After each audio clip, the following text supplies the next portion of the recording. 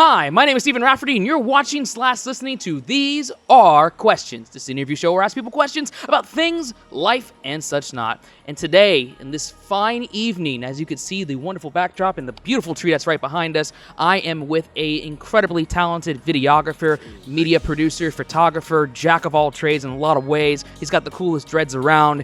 He is the one and only SK. Thank you, Mr. Rafferty. Man, it's such a pleasure to be here, man. I'm so excited about this. Likewise, I'm so excited to interview you. It is just crazy that we're getting ready to do this, and we've known each other for a little bit now, and we are working together through Media Row and Media Pit, which we'll get to in our interview. But I'm excited you are a part of These Are Questions, so thank you for being a part. Yeah, man, I'm so excited. I'm so excited to be here. It's a blessing. Let's get into it, man. All right, awesome. So, SK, I'm going to ask you a series of questions based on your career and aspirations, along with a mixture of questions that are borderline idiotic and, well, randomly stupid. Okay, I'm ready for it, man. Okay, that's your consent right there. You accept those terms. Perfect. That's what we do here on These Are Questions. Internet, are you ready? We'll take that as a yes. Are you ready? Oh, man, I've been ready for about 2 weeks. He has been, actually. No joke. He came no, to me. I'm so excited, man. This is it. I'm excited as well. So let's just get right into our awesome interview here on These Are Questions. So, thank you for being a part of the show. I really do appreciate it. I just want to hear about your story and how you started and what got you into the media production arts and where you are today. How I got to the South Florida scene, especially coming from Central Florida. I was in film school, and I graduated in 2020. In my 2019 year, was that pre-COVID, I would say, Love and Hip Hop TV show for VH1. Yeah. The season 3 was being filmed, and I happened to go down there to a casting they used to do on Tuesdays, and I happened to be in a live production and just watching because what I was going through in school was live production. That was the course I was on. So I would go just to watch, and I would go as a audience fill-in, something like that, but I was really just going to watch. And I would sit in the back, and I kept coming to these events, and then one time I was sitting there, and there was a gentleman, and he was just like, man, what do you think about these? I always see you coming. We went to talking, and he ended up being the casting filler for that TV series. Oh, okay, wow. Which you guys now know as Chris Francis, casting 305. Yep. Shout out to him. Shout out to bro. But I was able to finish a lot of my internship hours. I started getting to be able to come to the show, learn. He plugged me in with the director of photography from that TV show. Just super blessing. So that led me to here in a nutshell. Just the dedication from understanding, even during that time, I was going to school, and like I said, it was me on Tuesday. I have class at 7:30 in the morning. Yeah. We would finish filming here at 2, 3 a.m. and I'd have just enough time to drive back to Orlando, sleep in the car for an hour and a half and go into class. Oh my goodness. That's so it's just it's not even so it'd be pull on the coattails, but dude, I love this. I genuinely love this. And it's shout out to you. Even I think we're going on over 2 years now. I would say 2 years because we met. Okay, because we met. It all becomes kind of blurry because you meet so many videographers and photographers. But I know we met through some of the fusion shows, and that's how we kind of had our early beginnings. And we met through Fashion Week was one of them, and we just kept in touch there. And I always remember specifically we did a show for Miami Swim with 1,000 Palms, and I remember you took pictures of me, which I was very grateful for. But not only that, you had your graphic design skills, and you made this custom. And I'm gonna put it on screen there so you can see. We had this custom design of me. Game for yeah, see, there you go. So awesome. For no cheese, no coin. The card game people like cheese and money. Gotta plug myself real quick. Hey, not only is that a plug, RJ, if you're watching, this has only been about 3-4 weeks ago. This is the game I was telling you about. This is the one. This is the one, man. This is the one. RJ, have you bought it yet? Yeah. Let us know. Put it in the comments. You better. But yes, thank you, though. I appreciate it there. And I just never forgot that. It really sparked for me. And then we just kept our professional relationship going. And now we're doing this interview. And I know you're going to have a lot more successful projects coming up. You, man. And you're welcome. And I appreciate the hustle you have because that's the grind with it. That's what you have to do in this industry. You have to keep hustling, keep grinding, and you have to make your own personal sacrifice. Definitely. Definitely there. And you've done a lot of projects, and I know you're about to show me some projects there too, and we'll talk about it as we go along our interview. But like, can you highlight some of your standout projects that you've created over the years? Honestly, some of my best projects came from spec commercials. Spec commercials. Okay. Now, a lot of you, if you don't know, it's spec commercial. You're not usually getting paid at all by the party you're using the product for. Okay. But what you still can do is reach out to them. Do these in advance. Like, my advice would be do them at least 3 to 4 months in advance. Reach out to the company. Get a discount code. They might even send you the items. Yeah. Then that way, you shoot said commercial, tag them. You got a chance to get exposure. I had a chance back in 2019, 2020, and we shot a Dolce & Gabbana spec and ended up getting some traction. So just little things. Fashion Nova spec. We just did a Champion Sports spec in November. Okay, that's awesome. You know, dope. Yeah, it's pretty amazing. But same thing. Reached out to Champion. Shout out to you guys. They plugged me in from their management in the Carolinas into regional managers. I got to meet some amazing people along the way. Chris, what's up? And just to be able to get clothes and do things. And it's really the growth, it's networking, just like meeting someone like yourself in the pit row. So. Yeah, you meet so many people in pit row. It's not funny. It's crazy. Yeah. Like, and for those who don't know what pit row media pit is, insane. It is insane. You're literally in a pit, a small area with maybe 50 to 70 photographers and videographers and media productions. And some people have been standing literally since 3-4 p.m. and the show starts at 8. You don't want to lose your spot. You don't want to lose your spot. I've done that. You've done that. Like, I don't I always say, if you're in that situation, like, yes, you want to have your spot, but like, be adaptable too, because 12 hours on there is brutal. Not easy. Yeah. Not easy. No, not for the faint of heart. No. You definitely have to love what you do. I agree. So, thank you for explaining that experience there, and I'm glad you all learned about Media Row and Media Pit. It's important. Yes. You know what also is important? Gumball machines. Those are very important. Okay, I love them. If you had the world's largest gumball machine, what would you fill it with, and why? It doesn't have to be gumballs, right? Like, it just as long as it's relatively appropriate. No, right? Yes. Shape-wise, like the plastic containers, like in a gumball machine. Yeah. Okay. No pressure. Okay. I got one. Okay. All right. Okay. I would have this gumball machine would take 3 different coins. Okay. We're going to go with the golden dollar. Okay. All right. Yeah. We're going to go golden dollars. It's going to go with like the bicentennial dollar. Let's go. And then let's do like a 50-cent piece. Those are the 3 options. Now, we're going to keep this film related. We're going to do Canon, Sony, and Nikon. All right. Okay. All right. So a lot of people are like, hold on now. Hold on. Wait, what about Panasonic? I was going to say, we're filming on a Panasonic right now. Like shout out to Panasonic. But we're going to put them in a gumball machine, and I think we're going to let the people in the comments depict what value said goes into there. But whatever they pick, that would be the order of my gumball. I love it. Machine. We should definitely put that order, and we'll get to see who is the real fans of Sony, Nikon, Canon, Panasonic, all the cameras, every single one. Yeah. Let's throw Panasonic in there. We got to. Listen, Panasonic. I'm gonna say, like, filming this on here, because you can film up to 3 hours with a Lumix camera, and it doesn't overheat. It doesn't overheat. I would also like to throw this out. My first music video I've ever shot was on a GH4, and it came out amazing with a Leica lens, old school Leica lens. It was amazing. It was amazing. And speaking of lens, it's unrelated to my question, but I'm going to segue anyway. Can you see John Cena? Can't see him. I hope right now, like.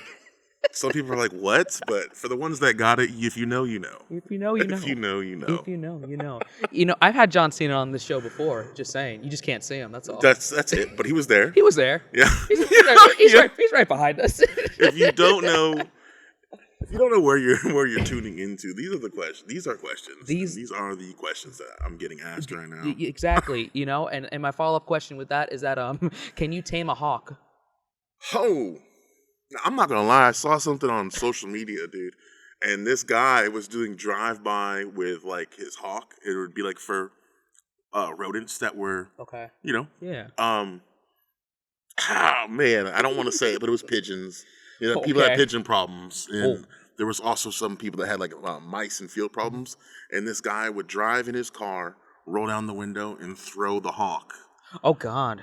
Oh my at good. whatever it was. Oh. And I don't know how he trained the hawk to do that. I'm not choosing violence, but it was a justifiable job for some type of animal removal. Is this like a drive-by hawk like attack? Like, I'm gonna send you the link. Okay. Will you please just place it right here? I will try to. If I can legally put it, I will put that specific clip. If not, I'll just link it in the comments. Yes.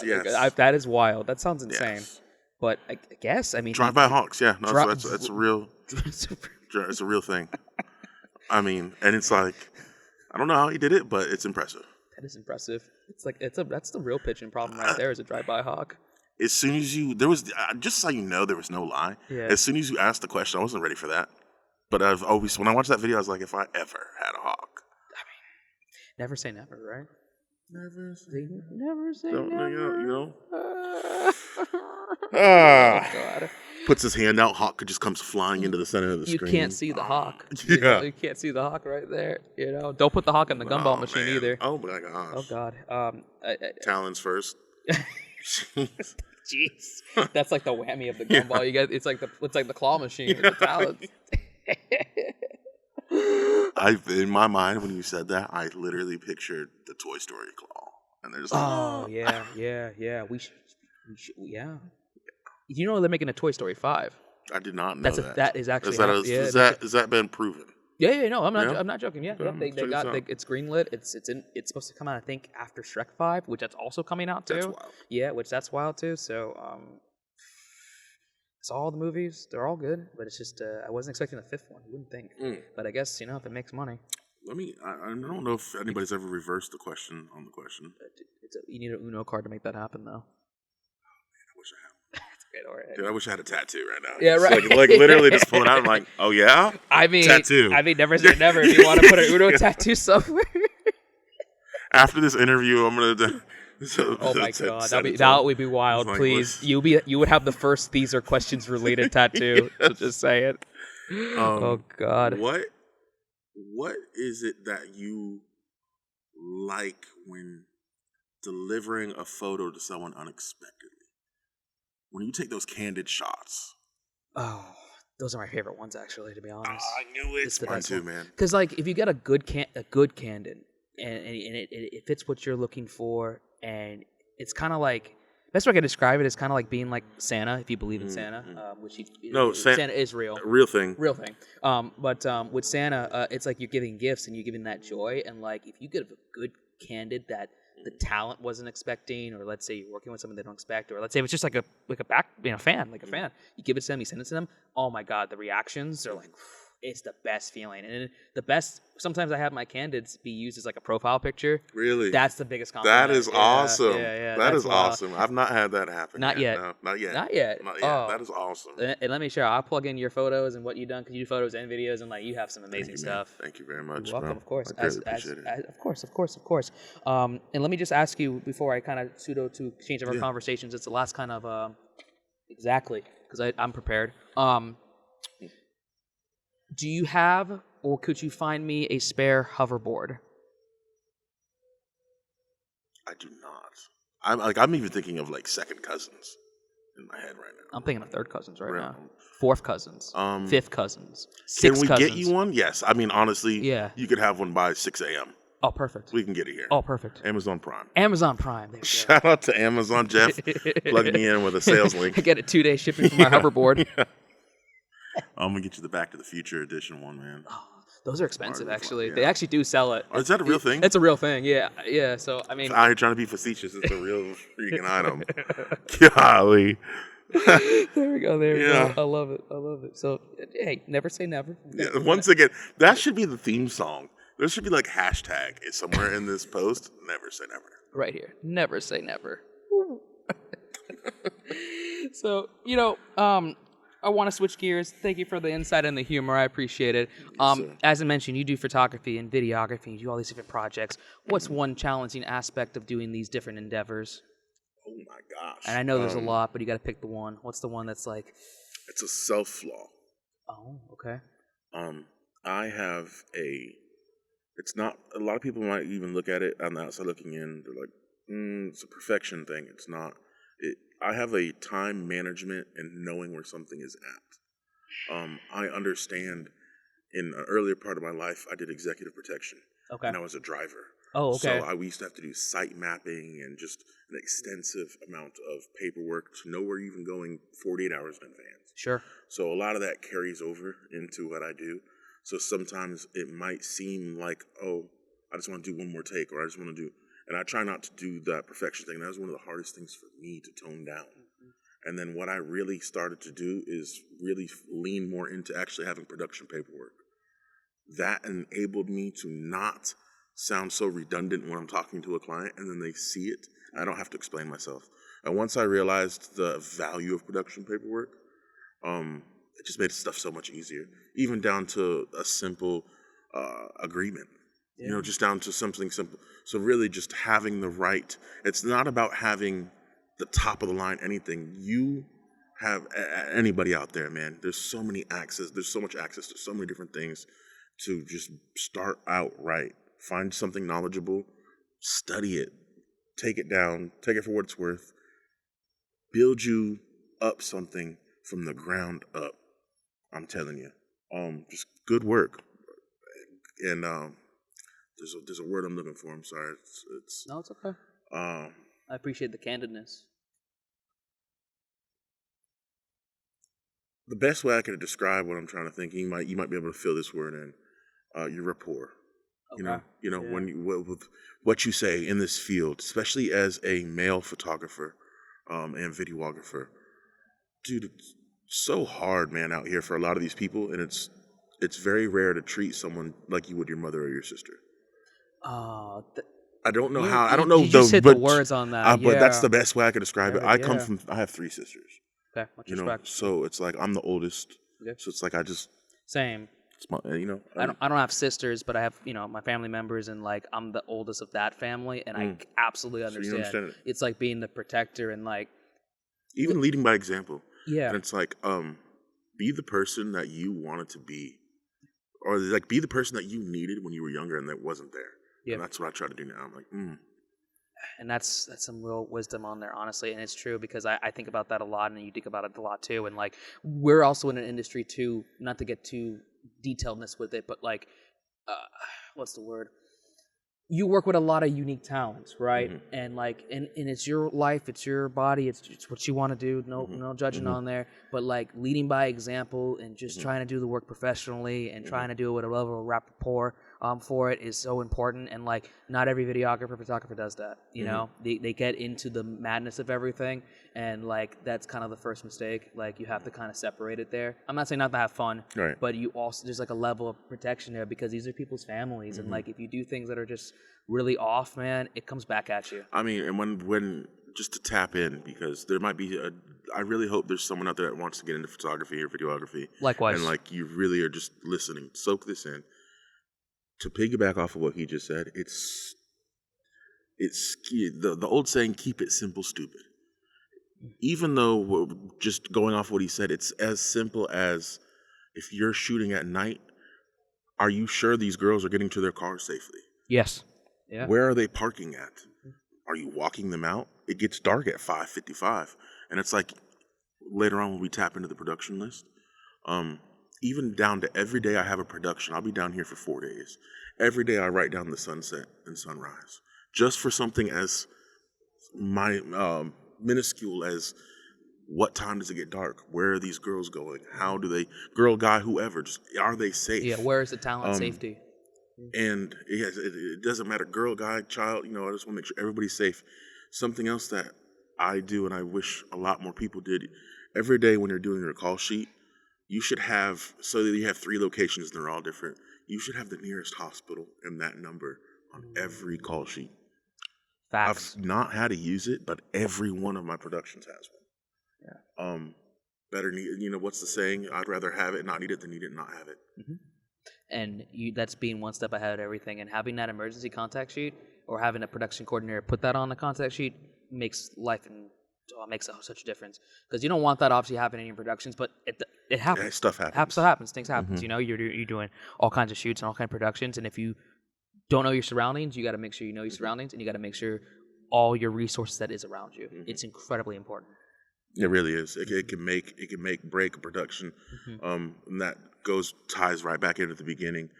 This all comes into who your brand is, and then this is where you start to type into brand management. It's beyond colorways. It's so much deeper than just the visual.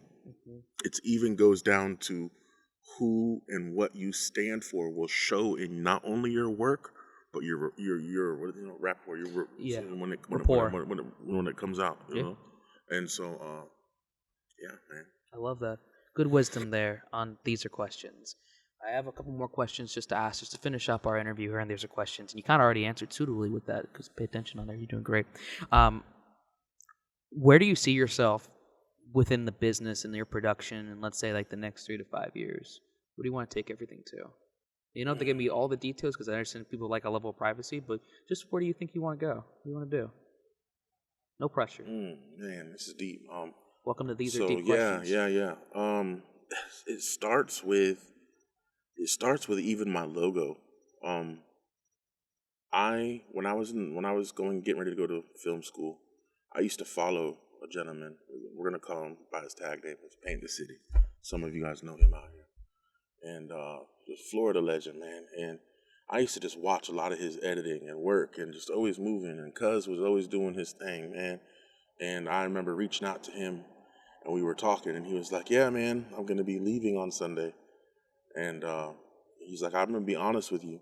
I can't teach you what I know. You got to go find that out for yourself. I got to tell you, like my OGs told me, you're gonna have to go mess things up, try things, put different things in, take different things out until you find your own." He said, "So I can't tell you what I know." And he was referring to a phone conversation that we had earlier. And I was asking him, like, "Hey, I'm getting ready. Can you come over and show me? Because I'm getting ready to learn After Effects and just that whole stage during school." And that was his reply. He at first on the phone, he's like, "Yeah." And then he hit me up on Instagram. He was just like, "Yeah, man, I'm gonna be leaving Sunday," like he said. And lo and behold, when everything passed, like everything happens, he ended up taking his own life, man. And mental health, man. You know, you just never know. And taking something for granted, as I'm going to be leaving Sunday. And I'm thinking to myself, wow. But one thing I've never told anybody, and it's one of the things I was excited about this show for, because I wanted to talk about this. When my logo starts, you're going to see you'll see the SBSK, and it'll be a globe that spins, and you'll see writing come down. I copied and pasted word for word what he told me. So as my logo loads, it's his last conversation to me. So as you'll see on my logo, you probably can't see it here, but it'll say, we'll put it up there. Yeah. It'll say LLPTC, Long Live Paint the City. So everything I shoot, I think about him. I started school a few months after he passed, and then when I graduated, it's just one of those things that I kept in the forefront of my mind. Deep question, bro, but that's like, you know. And let me just say, I'm sorry that all occurred, but let me tell you something. He's watching from above, and he's so happy for your success. Most definitely. And like, I'm glad that you remember who brought you in and kind of mentored and kind of give you that inspiration. That's incredibly important as you get bigger and bigger. And I mean this, as you get bigger and bigger, more people are going to come and support. But you got to remember the people that got you when you were not there, or when you inspired from the beginning. And it's like, important. I sort of gave you a roundabout answer, because you were like, "Where do I see myself in 3 to 5 years, dude?" I didn't even see myself here now. You know, so it's like I'm doing it out of a passion. But every time I shoot something and I want to put my stamp on it, I don't put my intro logo on everything. Very few videos I've ever shot get it, because I look at it as like something for him, you know? So as I grow, I want to really get into more productions and being able to really bring people's dreams to light. It's, as a photographer, a videographer, we have our own lingo, right? So a client might come to you and want to do something, and they might not be able to say it per se correctly.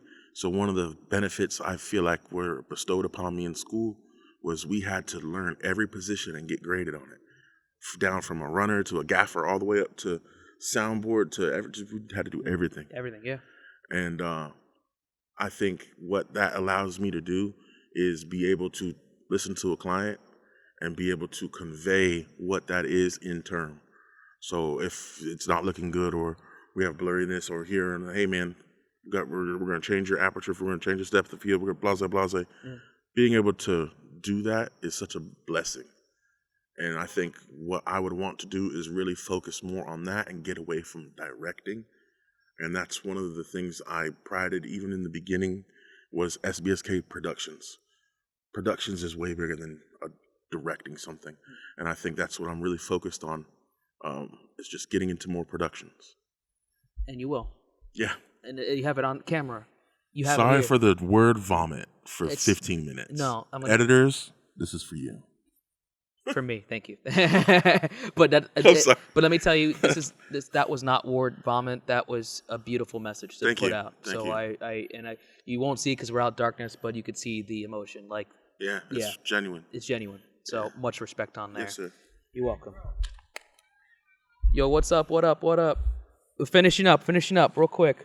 I got one more question to ask you on These Are Questions. And you know what? It's not really a question per se. I'm going to say this, and I hope we let me allow this to say this here, but you told me that you wanted to be a part of this show, and I really do appreciate it. It means a lot going on for these seasons and doing episodes, and we're on season 8 making this happen. Yes. But you told me that today, the day that we're recording, which I don't know when the episode's going to come out, but the day this is recording, it's your birthday. It is my birthday, man. So this is it. I wanted to wish you a happy birthday, Thank you and I'm going to be off mic for just a moment here, because I have something for you. Oh no! I have something. Bro, hold on, don't do that. Hold on. It's fine. You can hear all the Oh noises. my God, right guys! Do you guys know? Did he? Like, what is going on? Yes, the good stuff. Yes. Perfect. Keep it better. Hold on. Hold on, man. I gotta put this on. Oh man, hold on. There you go. I hope the camera gets this because I can't see because we're in the middle of the night. But there we go. Let me get my dreads inside. Oh, perfect. It's even better because you have dreads. See, here you go. Happy birthday. Hey. Happy birthday. I hope you guys see what he has going on we got right a lot now, going man. on at the moment. I'm gonna Oh my gosh. There we go. Guys. Thing doesn't work. Okay, whatever, it's fine. That's where the special effects come in right I'm there. not putting special effects. We don't have the budget for this. But I do have this. I didn't get a cake, but we're not sponsored by them. But I did get some birthday cake Oreos. So there you go. Thank you so much, man. This is the reason right here why I love this show. Genuine, and this is not paid to say this, but no, genuine. I love following. I love watching. I love seeing what this man puts out. Everything that this man touches, he puts his heart into, and you can see it. So, everybody that is watching this, man, thank you so much. I don't know what else to say, but happy birthday. You know what I'm saying? Happy birthday to you. Happy birthday to you. Thank you guys, man. Happy birthday to you. Happy birthday to SK. Happy birthday to you. And you've been watching / listening to These Are Questions. Welcome to Season 8, everybody. Hey. There we go. Thank you so much for watching and listening to the show. You can watch this show on YouTube, Spotify, and wherever you get your podcasts for. I'm going to put all of SK's information in the description down below, and I'll put that Hawk video if you send it to me at some point. Who knows? I can't confirm or deny. I don't know when you're going to watch this. You could be watching this at 2 o'clock in the morning, 4 o'clock in the morning, 6 o'clock in the morning, or... Hawk drive-bys. Wow, at 2 o'clock in the morning, you got some chaotic energy there. But that's okay. You can do what you want on These Are Questions in terms of an appropriate space. But yes, thanks so much for watching / listening to These Are Questions. I hope you enjoyed the remaining part of the season. And with that, let's just say have a good night. Thank you, guys. And thank you. There we go. Thank you, bro. Thank you so much, man.